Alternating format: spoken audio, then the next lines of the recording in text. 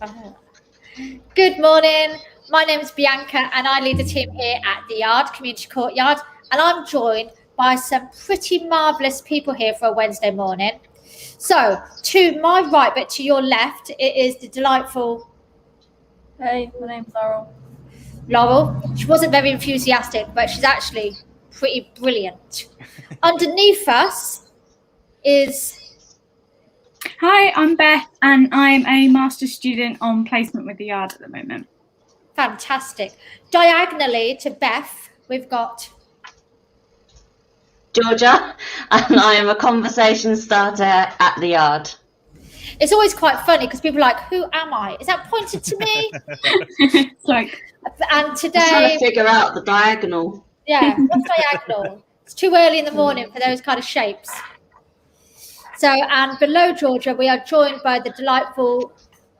I'm James. Hello. I'm from Free to Talk. I'm a youth and community worker there. I specialise in our online stuff. You may have seen me in previous programmes that have been portrayed on Facebook and YouTube. Yeah, but I'm glad to be here. Thanks for having me. Thank you very much for being here. We might be joined by Tara from the council later, who works with the homeless in Northampton. And we also might be joined by Caroline, who... Where does Caroline work, Georgia? Workbridge. Workbridge. I knew it was that, but I was going to call it bridge work, and that would not have worked at all. That'd been the opposite place. So we may be joined by them, but sometimes, you know how life goes. You start off with really good expectations, but then people get in the way. And that's what happens when you don't work in a shop. We're led by the people who get involved with our lives. So, James, you were saying that you work at Free to Talk, and here at Community Courtyard, we're often giving shout-outs for Free to Talk.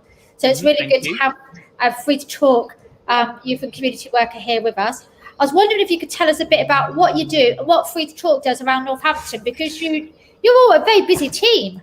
Yeah, we are. yeah, I've just realised actually how busy we are. So we've got youth clubs in and around Northampton. So Blackthorn, Bellinge, Kings Heath, Semilong. Those are kind of main areas. Now the lockdown has kind of completely changed how we've had to work. So I've been basically delivering as much stuff online as possible, like so similar to yourselves, doing a talk show, news show with some of our young people coming on and giving their opinions. I also do our Free to Talk gaming, which is on Twitch TV if you want to check it out. So I basically play some games with some of the young people, age appropriate games, team working games, or funny games where I pretend to do a pirate accent and stuff like that, and just build a little community. We also recently started up our forest schools. That's been going really well in Rectory Farm, delivered by my colleague Kevin. So that's like exactly what it is. It's forest schools. It's teaching kind of this is nature with some of the kids, like, you know, how to set a fire safely, or use particular items of equipment like a knife or an axe. I always think the good thing about that is not just setting the fire safely, it's putting it out. Putting it out. Yes. Put the fire out. Yeah, I mean, don't set fire to the whole forest. Just choose one tree. Just do this little bit. I mean, Kevin's been doing really well. It's meant to be challenging young people. That's what it's aimed at, and teaching them some responsibility. And it's worked really, really well, because you're giving them trust and responsibility, and they're working around it. Absolutely. And then my other colleagues, Mark from Inspiration FM, you probably know, and Connor, have been doing our kind of music and radio. And yeah, again, it's just been amazing. So they're kind of teaching young. A shout out to Connor, because he got a job with BBC Radio, didn't he, this Yes, week or last he week? did. So well done him. Yes, he's gonna be famous. He's never gonna talk to us little people ever again. We say that laughing, but there's always that chance. It's all we right. better get his autograph now. Let me sign something. I know you. I've said to him, if he ignores me too much, I'll just make up a story and sell it to the Sun about him. You know, Connor poked me in the eye and called me Four Eyes. Oh, he's fired from the BBC. So Connor's doing really well with the music there. We've got a load of young lads who have ended up supporting each other in their own musical journeys, but also with their own kind of social action. We've had to change quite a lot through lockdown, as you have, but we found ways around it, and we're just continuing. And I just can't wait to get out. I just want to get out. Again. Well, one day we'll allow you out. One day soon. I saw there's a new radio station in Northampton. Did you see that? New radio So station. there's a new radio station in Northampton. So if you go down Abberton Street, Mm. it's got a whole new thing. I will send some details. But if you're watching online now and you're having a wander down Abberton Street, there's a new radio station, a community radio station. And what I like about community radio stations is when you look them up and no one's from Northampton.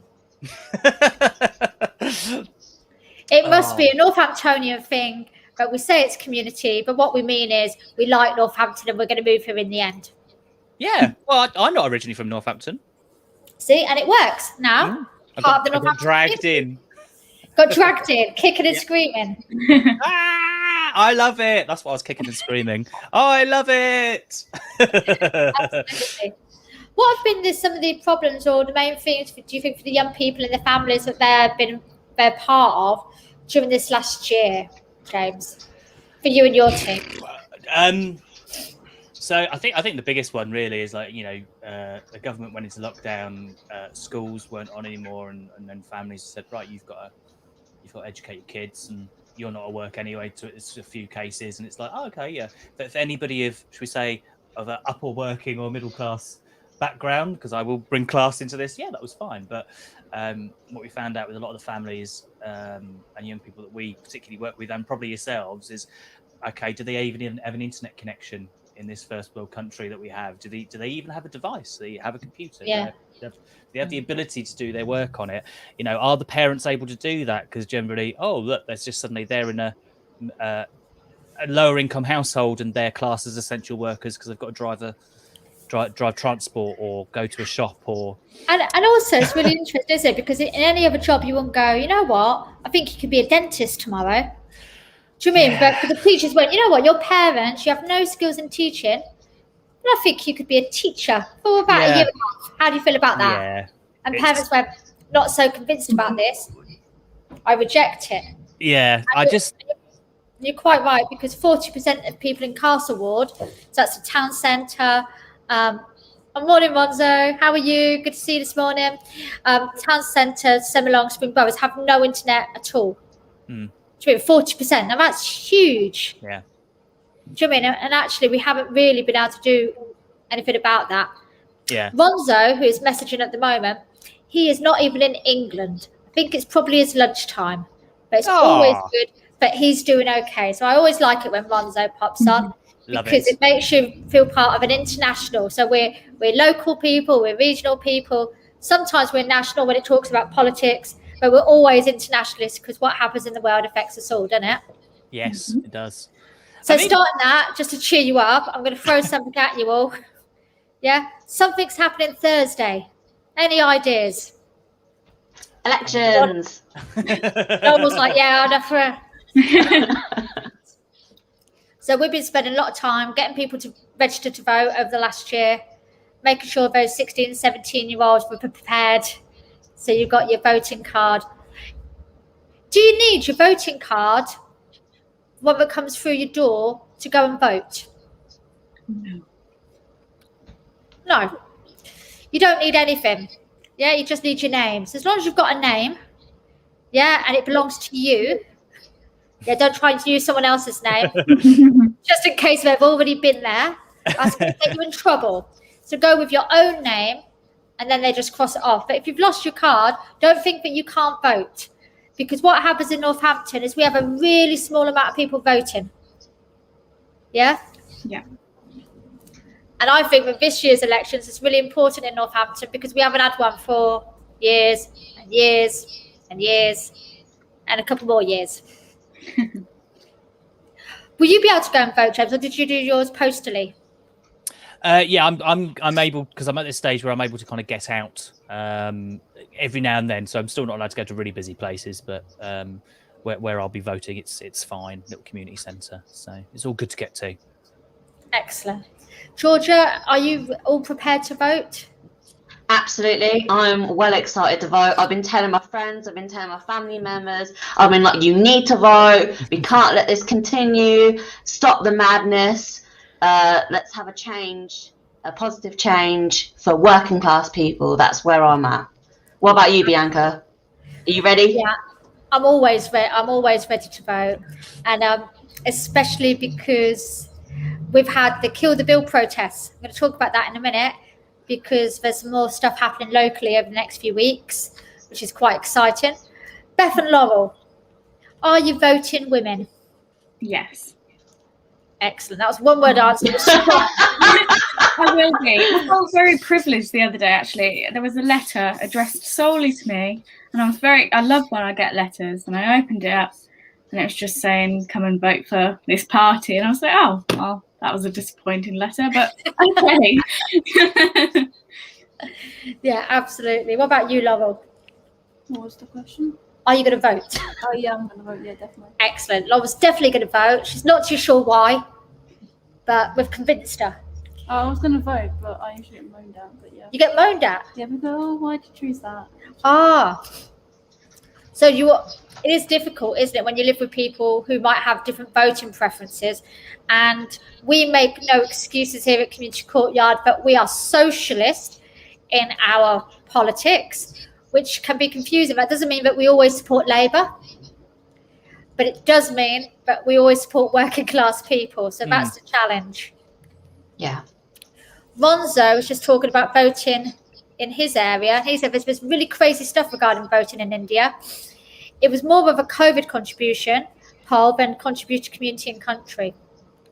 Wow. Now, if, Ronzo, I could get people to vote because of COVID, I would feel this is a success. So I'm reminding people that 150,000 people have died that we know of COVID, and there is a particular political party that is responsible for that. So I could suggest, you may not want to vote for them, but that's just my suggestion. I could be wrong. You might want to vote for somebody who cares about people and puts people before profit, or people before wallpaper, or just people. Yeah, I don't know how further more I can go on that without being too explicit. And the irony is that we've got blue colour here. I think I probably need to look at my logo at some point in the future for political reasons. But actually, it is really important, and especially for women. Yes, I want to remind women that we have not always had the vote. Yeah, because at one point we had to be married to be able to vote. And then it was something like another 30 years. That was for middle class women and upper class women. It took working class women another 30 years to get our vote. Yes, so we haven't been able to vote as working women, not for 100 years yet. So it's a big deal, I think. Georgia? I know this is it's slightly on the topic, slightly off topic. But did you hear that? So now on marriage licenses, that you'll have like the mother of the brides as well on the marriage license, as well as the men. Like before, it was only the fathers, but now it's like mothers as well, which I thought was a nice step in the right direction, kind of. Absolutely, it's really important, isn't it? Especially if you want to look at your family history. Do you know what I mean? Yeah. So I'm Jewish by birth, and at one point the rabbi said to me, "Are you sure you're Jewish?" And I was like, "Yeah, I'm pretty sure. I look Jewish, in my opinion." But he made me do 5 generations back, so to get my marriage, death, birth certificates on my mum's side, and sometimes that's quite hard on the marriage part if mothers weren't actually put on the certificates. So it will make people finding their relatives a lot easier, unless you're being one of those people who goes, you know what, I don't want either parent on my marriage certificate because I'm not telling them I'm getting married. Yeah, I don't put them on, they won't know any of those things. So it's strange, but me and Steve, we get married this year, and we were able to put our mums on the certificate because you have to register your parents' name before you do the certificate when you get married. How exciting is life, eh? The joys of certificates and putting you on lists. You're being recorded even in the good times in your lives. So things that is important to remember when you go out and vote, young people, old people, is do take your hand sanitizer with you. Remember you need to wear your mask. Yeah, really important. And even though you're rushing to get there because you're so excited to be voting, a cow away from everybody else. Yeah, not a chicken, not a baby lamb, but a full-size cow. That's how far you've got to be away from the person in front of you. Yeah, that's my advice to you all. So has there been anything else happening in Northampton recently? Or any news? Anything that's excited you that you've seen out and about? So I saw that the moon on the square is going to become like a bingo hall with flats. Oh, bingo. Anyone here a bingo player? Not really. No. Really? Can't say. Have you ever been to bingo? I've been before. Have you been, James? No, never been to bingo. Ever. I've never played bingo, but sorry, Bianca, go on. You don't know what you're missing because Ronzo and I are bingo players. This is great news. Apparently, Ronzo plays with his friends. And he's looking... Oh, Michael Harrison is looking forward to putting his X in the box tomorrow. So Michael is from Wales. So good to see you in Wales, Michael. Nice to see you. And just to link it to Michael, Michael's a trade unionist. So that kind of links back. And he's in Unite the Union. And there's a big election there. So he is electioneering with... I think there's 1.4 million people in Unite, and they're trying to get their new general secretary. So it's a big battle of words. So I've been really interested seeing some of the posts that you put up, Michael, and solidarity to all the people who are standing, or the left candidates, that is. Not really supporting the right one. So let's hope that the left gets that together and we get a strong left general secretary, because that's really important too. Ronzo, we are in Facebook and we are on YouTube and we are on Twitch at the same time. I know. Madness. Technology. It's a strange old world. But I quite like bingo. I think it's a bit better than playing the lottery because you actually see the people who win the bingo. You're like, yeah, bingo, it is possible. I could win that £1,000. And then I put the lottery down. I still never win at bingo though because I've never played. Is that that is probably only a little bit. Laurel, you ever played bingo? I play bingo quite regularly with friends, just on my online. Oh dear. Yeah. Do you win? Sometimes we started off winning toilet rolls. You win toilet rolls. Was that at the beginning of the pandemic? Yes, it was. Yeah, it's just... and then you sold those toilet rolls for a massive profit. Wow, toilet rolls at bingo. That's just... It's unusual. I'm not going to take that up. So if we do some bingo in here at the yard, we may not offer toilet rolls as the main prize. Yeah. But maybe, what do I know? Maybe that's where all the cool kids are at. Yeah, maybe. There's no drug deal. It's all about the toilet roll. What kind of brand you getting? Is it good for your bottom? I always wondered what you got up to on a Wednesday evening, Laurel. That does surprise me slightly. Oh, it's a Thursday, actually. I've got it wrong. Got my days wrong. Thursday night is bingo toilet roll night. Nice. Ronzo, I love the fact that you're looking. Can we play bingo on Twitch? There's got to be a way we can play bingo on Twitch. We can play bingo on Twitch. So I will sort out a bingo game for us. We can do a bingo in. That'd be great. But I'm not sending toilet roll to anybody ever. So I've got to work out a different prize. Yeah. Pot noodles. I'm not sending out pot noodles. Is that your other prize? That's what one's got off with, yeah. Yeah, pot noodle. That sounds like a terrible prize. Hello, win bingo. First prize, toilet roll. Just for a line, you get a pot noodle. What do you get for a full house? So I don't know whether I want to go there. What do you get for a full house? In Laurel's world, it could be anything. Packet of sweets. Rosso said, how are you? It's great to see you after such a long time. He's missed you. Okay.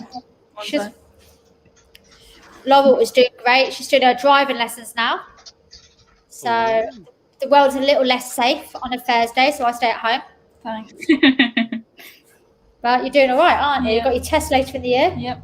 So hopefully, touch wood, we'll have a Laurel buzzing about, buzzing on the streets, not knocking down the old people for 20 points. It'll be fine. That would be really good. Everyone's loving the pot noodles. I don't know what that's about. Are you all pot noodle fans? No.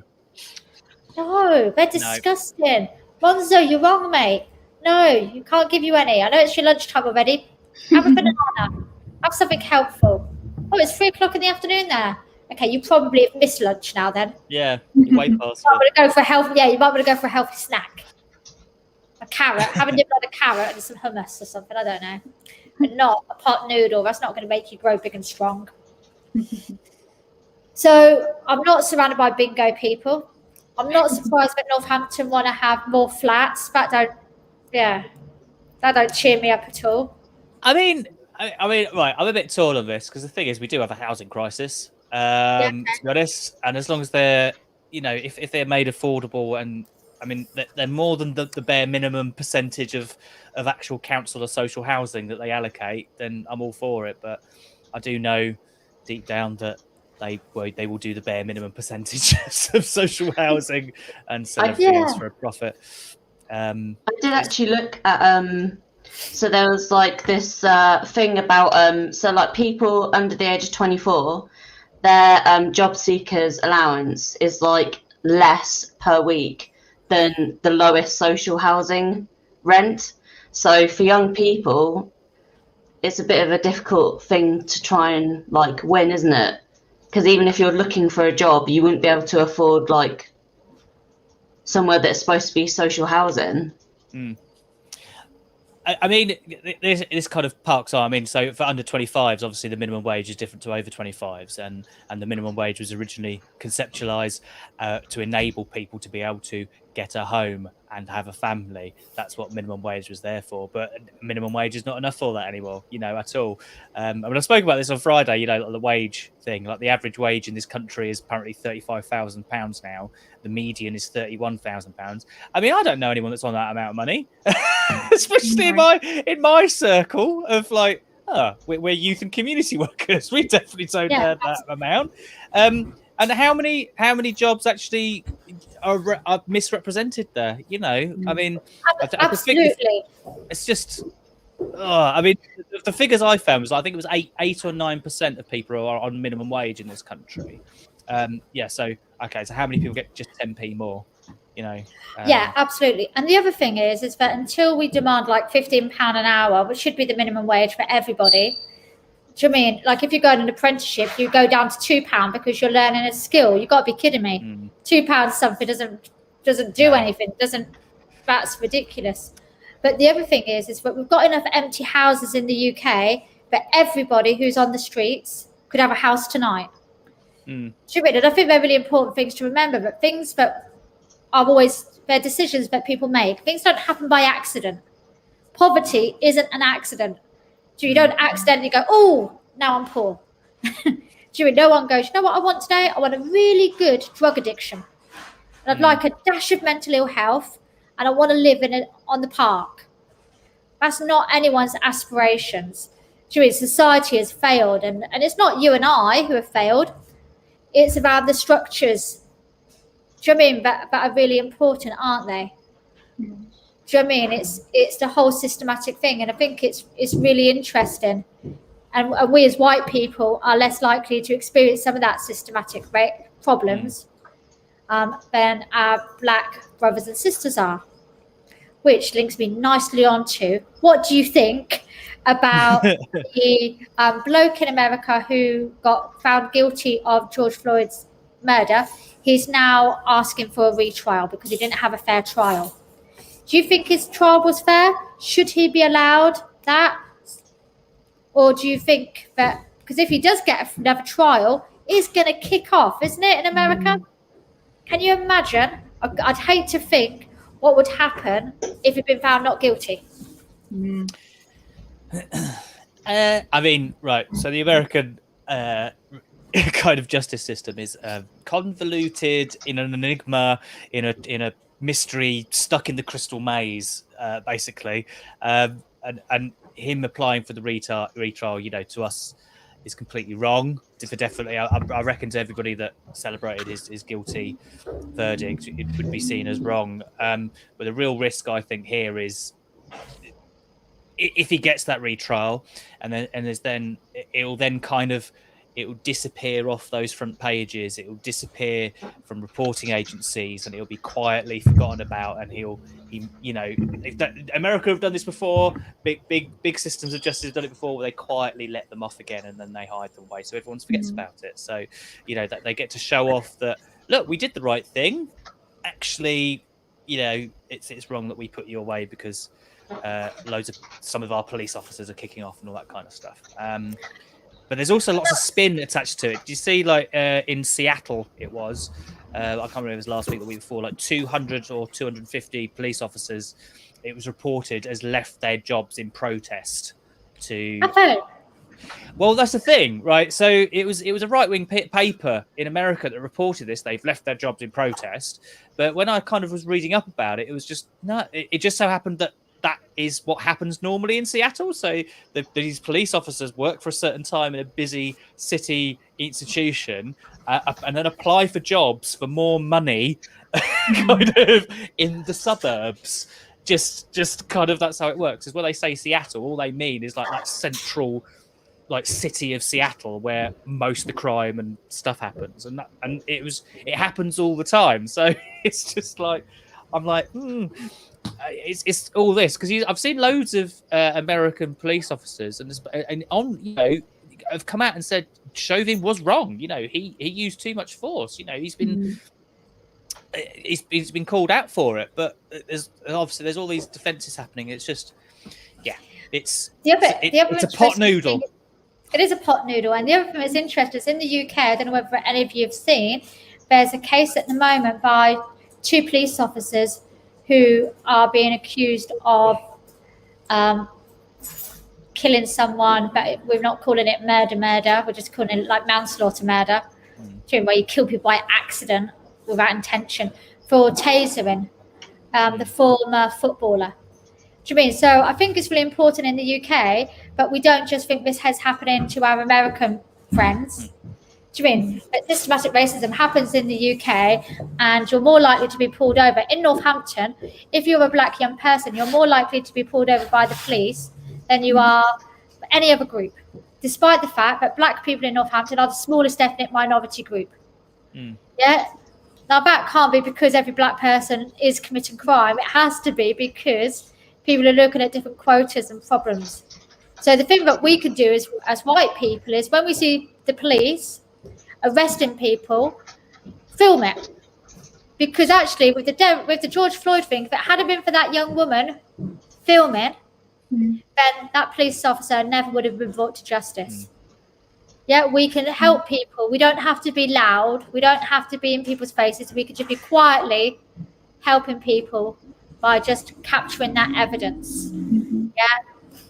Also remind you that if you're a young person and you're bullying other people, best not to film that, actually, because that's not helping you or your mates. There seems to be a strange fad that goes around where you and your mates give someone a kicking and everyone films it. Yeah, terrible idea, because all you're doing is helping the police. Yeah. So swings and roundabouts on that one. Choose what you're filming. But more importantly, don't kick people in the head. I've been kicked in the head. It hurts. I don't recommend it. I don't. So Michael's saying it's hard one. If there are issues with the trial and he didn't get a fair one, maybe it should be re-one. But he is a murderer, so he also wants him left inside. I think. So I mean, she was 17, wasn't she, when she videoed it? I think. Power for young people, for her standing up for that, but it's evidenced on video. I mean, like, how anybody can defend that is, for me, maybe it's my European sensibilities. Kind of, we're a bit more liberal over here in the UK and Europe in comparison to America. Maybe it's that in me that's going, yeah, that's a bit wrong. I also know what a difficult job the police do. And I think for those good police officers, it's really, really hard. But I also can't really understand how anyone can justify in their own brain. Do you know what I mean? It's just like, at what point do you stop hitting someone or tasering them or doing? How does that? What makes you want to join that kind of stuff? And even now, I know that we're supposed to be thinking about making the police more diverse, etc. But I do struggle. I guess I struggle with people who join the BNP. Yeah, if you're black and you're joining the BNP, I think, what? Why? How does that work? Or if you're an Asian person and you're friends with Tommy Robinson, it kind of perplexes my brain. And I feel the same kind of thing currently with the police. I recognise they do a really good job, but I think to myself, I wonder how we can really change it. Do you mean, how does that actually happen when it's the structure? And here I'm going to throw out the word that everyone hates me using, capitalism. But it's the problem. And can we sort that out with just putting a few random people in? I'm not so sure. Have any of you ever been arrested? No. I've been stopped by the police a few times. I've been arrested. Yeah, I've been stopped by the police. I've been followed by the police. My favourite time I was actually followed by the police is obviously it was winter. I had 2 missing bags of shopping walking to my flat.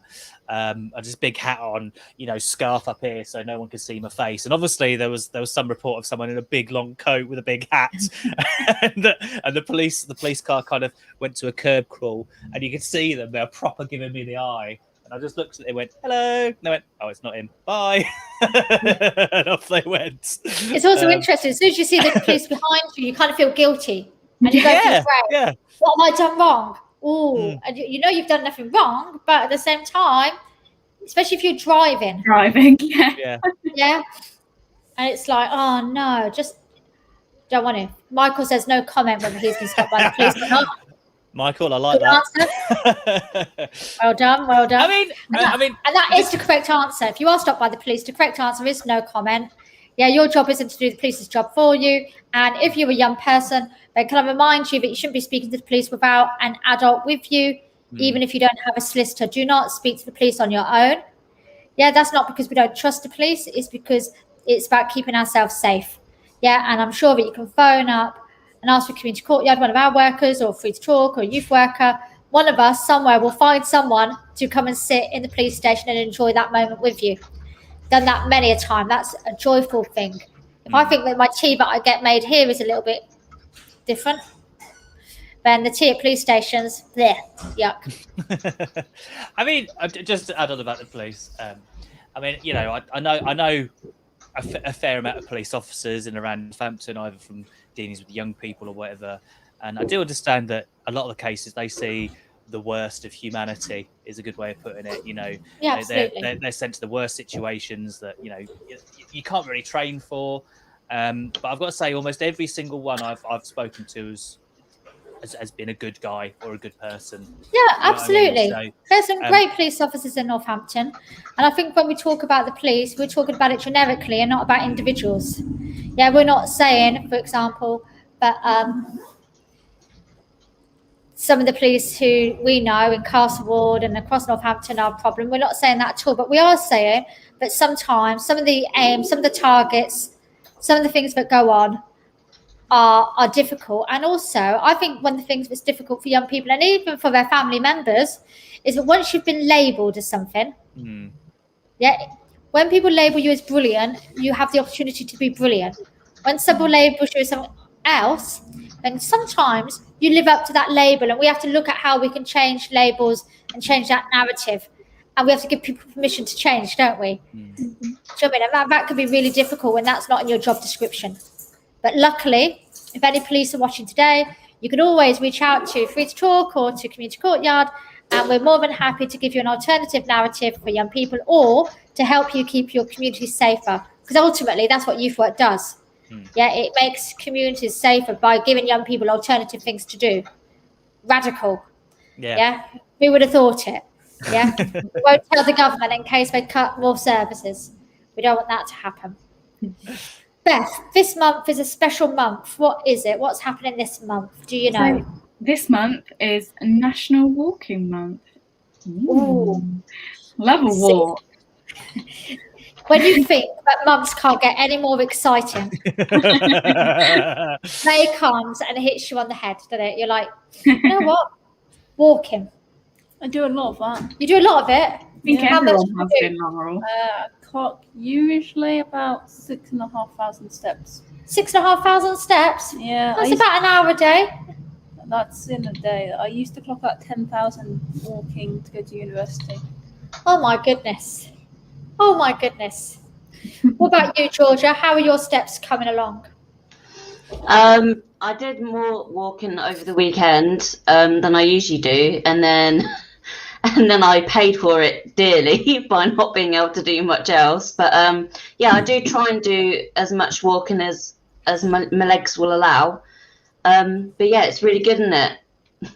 It's really good for like taking photographs, like checking out on Northampton, like what's going on in Northamptonshire, like all the wildlife and that. I love taking duck photos. So that's what I do. I go out and I just take photos of ducks. People don't believe me, like when I tell them, like, because they're like, "Oh, would you?" And I go, "Yeah, I take photos of ducks." They go, "Oh, right." That's fine. I talk to the ducks myself. Oh, do you? Yeah, they're not Do they great have a lot going on? conversationalists. No, not really. No. They're just all a bit quackers. Oh. You fell right into that one, Georgia. Yeah. I can see it coming. Thank you. I'll be here all week. We need to up our joke game, really. we need to do like the joke of the week or something. So it's all about the puns. Got to go for the puns. Puns are the best. Yeah. I walked around Hampton Park this morning with my dogs, but I like this time of year because you've got all the baby ducklings and a geese, and everyone's trying to look for the otter. Mm. And, all the otter's doing though is eating the eggs of the babies and like trying to kill the little ducklings. So it's like a massacre, but also of cuteness. And you could see people this morning going, "Oh, I like the otter," but had been unable to think about how it lives. During that circle of life thing had not occurred to people. So this morning when they were looking at this otter, they were like, "What's in his mouth?" And I was like, "That's called duck breakfast." But they were not finding that as cute and fluffy. No. We're lucky in Northampton. We've got some great places to visit. Do you mean we've got some really cool things? But I think sometimes people are so keen to find the trees, they forget to find the really cool things that are in their own community.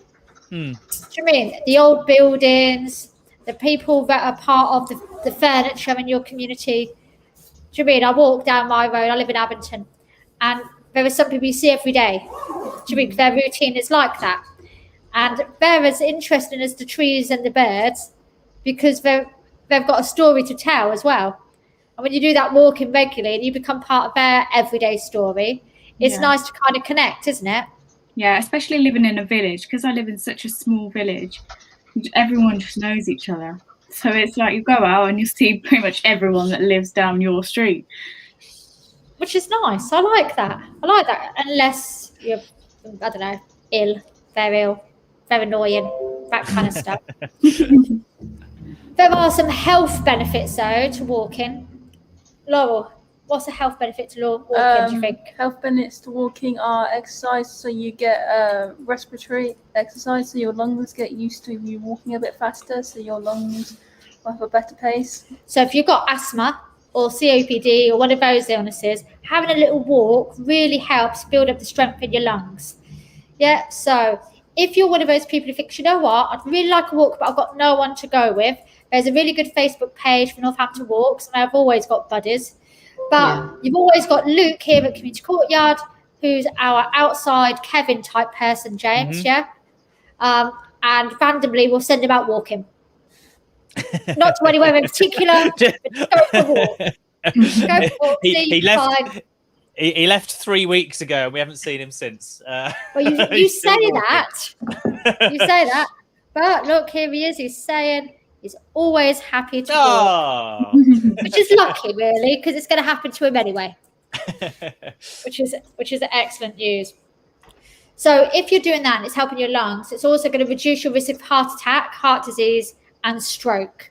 Yes. So for maybe for young people, that might not be such a risk, but maybe for some mums and dads, or some nans and granddads, uncles and aunts, it's a good reason to grab those little people in your life and go for a wander, where maybe their mobile phones can go in their pocket and you can do the old-fashioned thing, which is what my mum and dad did to me, is make me talk to them. Ugh. I know. The struggle was real. Yeah, I feel like that a bit now, Ben, or maybe they do. We're often talking about mental health on our page, And walking is really good for helping you with mental health. Yeah, does anyone know why or what they think about that? How does walking help you? What kind of stuff does it do? Laurel, come on. I've heard that it doesn't work for me, but it works for other people. If going for a walk sometimes helps to clear your head and also to get rid of some anxieties that you've been holding up in your brain. You can always feel a bit better when you come back from a walk for some weird reason. It's kind of like adrenaline, doesn't it? As you're power walking. Georgia, go on. It helps to boost your self-esteem. I think also if you are someone who is, has issues with your body image and things like that, then being, active and being fit can help to make you feel better in general.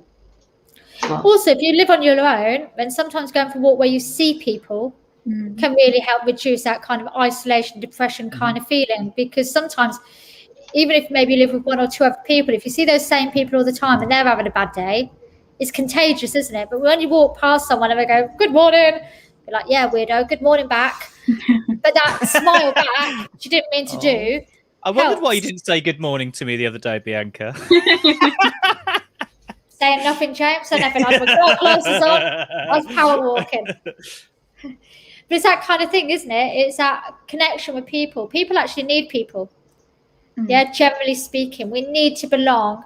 So actually, just that connection where you don't have to spend too much time. You just a nod and a smile, and you feel like you've kind of been unvisible. Do you mean? So sometimes we feel invisible a lot of our day, and just people noticing us is a really nice feeling. Yeah. Now, did you know? Here's a useful fact that will help nobody. Yeah, because none of us are in this age group. Women aged 50 to 75 who took an hour walk in the morning were more likely to relieve insomnia than women who didn't walk. So if you're an old woman, maybe you want to go for a walk. If I can't sell it to you that way, I don't know which way we can. And men between the ages of 71 and 93, quite frankly, if my dad got to 93, I don't think walking a lot is going to help him. But if you walk more than a quarter of a mile a day, you have half the incidence of dementia and Alzheimer's disease. So if you haven't got Alzheimer's by 70, you've got to start walking. That's what we're learning at the moment. Or you should just continue walking until that age anyway. Just put it out there. Start walking early. Is that what you're suggesting? Yeah. Well, yeah. Like 3 weeks ago, he's never going to stop. That's true. Luke's never going to stop. So some of the things that we do during half term, we do a lot of walk and talks, with young people and families, just because we know getting out is really, really important. But sometimes you can feel unsafe, can't you? Because we don't have a lot of street lights. Some of the parks might feel a little bit uncomfortable for you. But you don't have to go to the park. You can just walk around the block. You want a dog? There's a service called Walk My Doggy. Or you can register as a volunteer at the RSPCA and you can help walk their dogs. Yeah, so there's always an excuse to get out and about. Or, here's my other top tip for walking. Make a card. Yeah, wish your neighbours a happy day. Post one in each of your neighbours' door. Yeah, so you can be your own little postman and spread a little bit of happiness as you go along the way. That is my top tips for walking. Also, I once organised, it was like a march for the NHS. It was called 999 NHS. And it started right up north and it went down to London. And they were asking for people to organise different sections of it. And we did Northampton to Bedford. Yeah, which I didn't realise when I volunteered, which was the longest part of the walk. Yeah, so when you organise a walk and you've got to walk a ridiculous amount of miles, wear shoes that are comfortable. Trainers that are comfortable, whatever is on your feet. Don't do what me and my granddad did. Yeah, not at the same time, but he told me the story, so you think I would have learnt my lesson by him telling me the story. But he once walked for the CND, which is against nuclear weapons.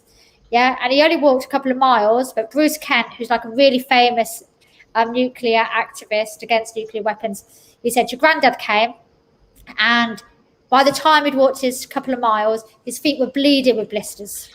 Yeah, because he had these new shoes on, and you know when they're really hard, he said, but he didn't give up. It was like, I've started, so I've finished. So I've been practicing doing my walking a little bit. When I say a little bit, I've walked around Southsea Forest once and thought that'll be enough. And then when I started, I realised quite early on, Laurel, but the shoes that I was wearing, the trainers, were not adequate. My feet were so sore for ages. So the best thing to do is find some shoes or some chunky socks, but don't do long walking without your good walking shoes. Yeah, because otherwise, only tears before bedtime, which is difficult. Yeah. Have any of you got any outside tips? Walking tips? Well, for me, it's no matter what the weather, as I found at the weekend, make sure you take a woolly hat because I'm bald and my ears get cold. So, there's my top tip. That is a good top tip. I walked like just down one road yesterday, and as I left my house, that hail came down. And I was like, ah. So I'd literally walked from one road to another road, not even far, like 3 minutes. And I felt like I'd been battered by the hail. That was not my favourite walk. Laurel? Always try and take up at least one bottle of water with you, so at least you can take a drink if you're thirsty. Yeah, water, really important. Also, a tip for the girls, know where the toilets are en route. Yeah, because squatting in the middle of the town centre is mostly not acceptable. Okay? So do not think to yourself, I've just got to town, I need to go for a wee, but everywhere's closed because of the lockdown, or places haven't opened up properly, so I'll just squat in the town centre. Use public services, make sure you use a proper toilet. That's also why hand gel, really important. Yeah, that antibacteria isn't just for COVID times, it's for when you walk. Yeah. See, we're living the dream by all of these top tips in life. Is there anything else that anyone else has seen in the news or in the world that has picked up their fancy or made them go, I'm proud to be a human, or oh my God, not again? Laura? Yeah, I found out last Friday, or was it last Saturday, that unfortunately one of the buildings at Brackmills caught on fire, and overnight they had to keep one of the Northamptonshire fire engines there overnight to keep the blaze down. They are sad. Yeah, it's always sad when businesses or buildings catch on fire, isn't it? So, yeah, well done to our firefighters. Yeah, we had Firefighters Memorial Day the other day, so it seems quite apt to remember them. We also had Workers Memorial Day at the weekend. Yay. And a date for your diaries. Yeah, 29th of May is the next Kill the Bill protest. Yeah. So 29th of May is a national day. We're going to be doing stuff in Northampton. What is Kill the Bill? It's a protest because we want to be able to protest. The government says that we can't protest. We say that we can. So we're lucky we've got a good relationship with the police. So we're not worried about being arrested and things like that because we're generally good old-fashioned protesters. We go home afterwards. So we don't seem to have any of those problems. But what this bill says is that if you are a little bit noisy or a nuisance, well, I can get told off on both of those occasions, can't I, James? Noisy and a nuisance. I'm in trouble here. But if there's a group of us, say we're us five, we're out in the town centre and we were being noisy, we could be arrested. We might not be protesting, we might just be noisy. We might just be having a heated debate about something. If someone else thinks we're a nuisance, which quite frankly, if you're a group of young people, you could be, I don't know why, but those things have been said, you could be arrested. Yeah, so this bill is really, really significant. Also, it's really racist. This bill stops Romani Gypsy travellers from living their life in a way that's meaningful for them. Yeah, so it stops people from parking up as appropriate. And I know that lots of people say, well, travellers, they're causing mess, blah, blah, blah. The majority of travellers and gypsies pay council tax. The majority of travellers and gypsies would prefer to stay in a space that had been designated to them, where they do have rubbish bins and electric and water and things like that. So people only stop in places where they're not allowed when they're given no alternative.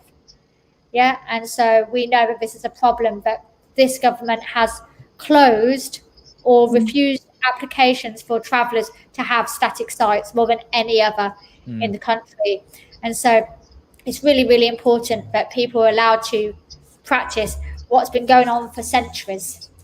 Yeah, so this anti-gypsyism that we see on the media is a real big problem.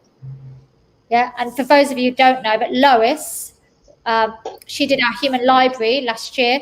She's going to be joining us as one of our members of staff in September. And she is a fully fledged, proper Romany Gypsy traveller young lady who wears all the traditional outfit. She is very flamboyant, louder than life itself. So I look forward to some of those debates that she's going to have with you all around the GRT stuff. So we're coming up to nearly the hour, and I was just wondering what people have got going on this week. What you got going on this week, James? Yes, I'm streaming on Twitch later, so between 2 and 4 and 6 and 8. So 2 and 4 is just my kind of Ask Me Anything gaming session. I usually play with one of my other young lads, so we're doing a bit of No Man's Sky, exploring the galaxy, and in the evening, we're going to basically be the worst pirates that have ever pirated other pirates, because we keep thinking we're the best pirates, and then we get eaten by a big shark. That happens to the best of us. It does, yeah. Or I just accidentally crash the ship or something. So, and then Friday I'm doing our Free to Talk TV, which is also on Facebook and YouTube. If anyone wants to come say hello or join us, so absolutely. I know, but George is always there having a little natter with you. Yeah, it's taking Georgia a while to say hi to me, though. He's constantly in the chat going, "Oh, hello, Erin. Hello, Richard," and I'm like for like 3 weeks. I'm like, "Hello? Am I invisible?" Well, to be fair, she only says hello to random people here as well. It's outrageous behaviour. What about for you, Beth? What have you got going on this week? So this evening I'm going to be at the yard with you, Bianca, doing our girls group. I think, is it rock art we're doing this evening? Yeah, we are doing some rock art. That'll be really great. And then tomorrow I have a full day of university, and we're going back to long days tomorrow, so I'll be there 9 till 5 tomorrow. Oh my God, that sounds like a real job. Yeah. That's terrible. I wish you luck, and I wish you lots of cups of tea. Laurel, what are you up to this week? Not much. Not much. What are you doing tomorrow? Got a meeting. I've got a bit of driving, yeah. Driving lesson. Yeah, so if you're in Market Harbour tomorrow morning, not saying anything, just put it out there. You might want to go via Leicester. Yeah, miss Harbour completely. Thanks. No, not really. She's a great driver. Georgia, what are you up to this week? I've got tea and toast tomorrow, and then I'm very, very excited to vote tomorrow at my polling station. Make sure you vote. You need some subliminal messaging here. Make sure you vote. So things that we've got on here is we've got the girls group tonight. So from about 4 o'clock onwards, we'll have girls dropping in, doing crafty, arty stuff. So we did arm knitting last week. We're doing rock art this week. Getting ready for our yard lock-in, which is just for women, just for young girls, on the 2nd of June. So we're getting ready, practicing our art and crafting skills, because we're going to do a whole exhibition of art around what it's like to be a woman in Northampton. So if you know of any young people who don't know what to do on a Wednesday evening, we'll be about until around 9 o'clock this evening. Tomorrow, we've got a new youth group. So if you're a young person, from about 4 o'clock in the afternoon, come and join myself, Luke and Isaac, who's one of the young people who's hanging out with us, setting up this group. And we're going to be doing gaming and talking about board games, games, and Dungeons and Dragons. D&D. I'm living the dream. I'm living the D&D dream tomorrow. It all starts at the yard with characters, I'm led to believe, and then I shall work out whether I understand any of it later. Yeah, it's a very good game, is Dungeons and Dragons. Very excited. Yeah. This is my excited face. Just let your imagination run riot. It's going to be fab. And then Friday, we have open youth group here at the yard. And this week or next, we've got our new arcade machine coming, which I know James is going to want to pop down when he can. So in July, so it's a 2-person one, and it's got 6,000 games on. I'm looking forward to Pac-Man myself, so I'm very excited.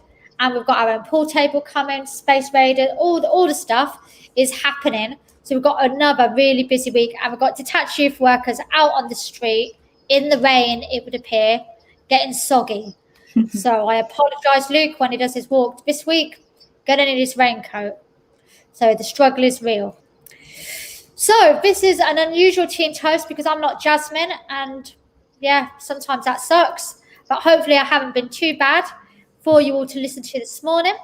I hope you all have a pretty wonderful Wednesday. Yeah? You too. Stay awesome. James, keep doing the great work at Free to Talk, and we look forward to seeing you again soon. Thanks for having Georgia, me. keep drinking the tea and having a slice of toast. And Beth, enjoy university. But Laurel and I are going to be shouting at people down Gold Street, telling them to vote. Just randomly. we're going to start that activity now. Randomly shouting at people, go and vote. Maybe we need to do this tomorrow, but we're going to get our practice on today. And also, I meant to say, don't forget that if you are a crafty person, don't forget you've got Sophia, the creative educator, doing her crafternoons. And if you want one of the creative educators packs, so you haven't got the equipment at home, we send those out every week, or you can come collect one. And Michael is quite right. Our end message for today is vote. Okay? Right. Everybody, I'm going to love you and leave you. I'm going to crack on with this life and start getting ready to vote. Yeah, stay safe, everybody. Bye. Bye-bye. Bye.